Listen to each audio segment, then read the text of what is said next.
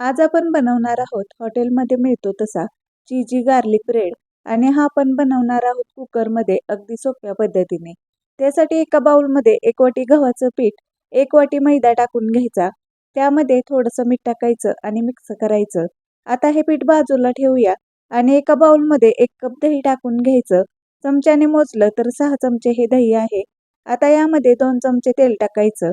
पोहे खायच्या चमच्याने अर्धा चमचा बेकिंग पावडर, पाव चमचा खायचा सोडा टाकायचा, 1.5 चमचा साखर टाकायची, 1 चमचा पिझ्झा मिक्स टाकायचं आणि हे सर्व चांगलं मिक्स करून घ्यायचं.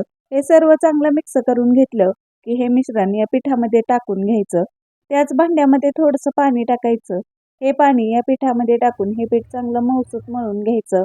लक्षात ठेवा, हे पीठ जास्त घट्ट मळायचं नाही, तर हे असंच एकदम सैलसर मळून घ्यायचं आहे. या पिठावरती एक फॉइल पेपर लावून घ्यायचा आणि हे पीठ 1 तास मुरण्यासाठी ठेवायचं. गॅसवर मी तडका पॅनमध्ये तेल गरम व्हायला ठेवलं होतं. त्यामध्ये 15 ते 20 लसूण पाकळ्या टाकून छान खरपूस तळून घ्यायच्या. छान अशा तळल्या की एका बाउलमध्ये काढून घ्यायच्या. या लसूण पाकळ्या अशा स्मॅश करून घ्यायच्या.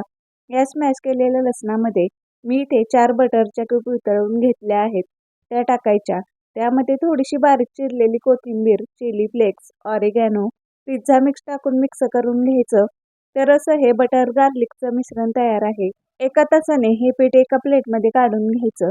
त्यावर थोडंसं बटर टाकायचं आणि हे पीठ 2 ते 3 मिनिट चांगलं मळून घ्यायचं. नंतर या पिठाचे 2 भाग करून घ्यायचे. त्यातला एक भाग घेऊन त्याचा गोळा तयार करून घ्यायचा. एखादं स्टँड घ्यायचं, त्यावर बटर पेपर टाकून घ्यायचा.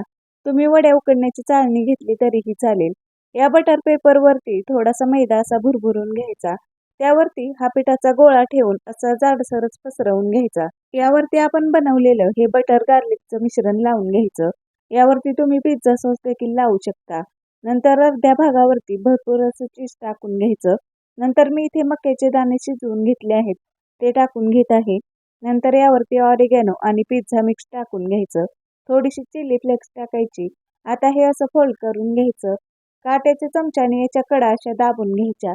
नंतर सुरीने यावरती असे काप करून घ्यायचे, म्हणजे हे बेक झाल्यावर कट करायला सोपं जातं. यावरती बटर गार्लिकचं मिश्रण लावून घ्यायचं. आता मी इथे मोठा कुकर गॅसवर 10 मिनिट गरम व्हायला ठेवला होता. त्यामध्ये 1 वाटी मीठ टाकून पसरवून घ्यायचं. त्यावरती हे स्टँड ठेवायचं. जर तुम्ही चाळणीमध्ये हे बेक करणार असाल तर चाळणीखाली एक स्टँड ठेवा आणि त्यावरती ती चाळणी ठेवा, म्हणजे हे गार्लिक ब्रेड व्यवस्थित बेक होईल. हे बेक करताना गॅसची फ्लेम मीडियम ठेवून हे 20 मिनिट बेक करून घ्यायचं. 20 मिनिटांनी यावरचं झाकण काढायचं. तर हा गार्लिक ब्रेड चांगला बेक झाला आहे. थोडासा थंड झाल्यावरती आपण हा काढून घेऊयात. प्लेटमध्ये काढून घेतल्यावरती यावरती थोडंसं बटर लावून घ्यायचं. हा गार्लिक ब्रेड तुम्ही मुलांना टिफिनसाठी देखील बनवून देऊ शकता. खूप छान लागतो. या पद्धतीने तुम्ही नक्की तयार करून पहा आणि अशाच रेसिपी पाहण्यासाठी माझ्या चॅनलला अजून तुम्ही सबस्क्राईब केलं नसेल तर सबस्क्राईब करून घ्या.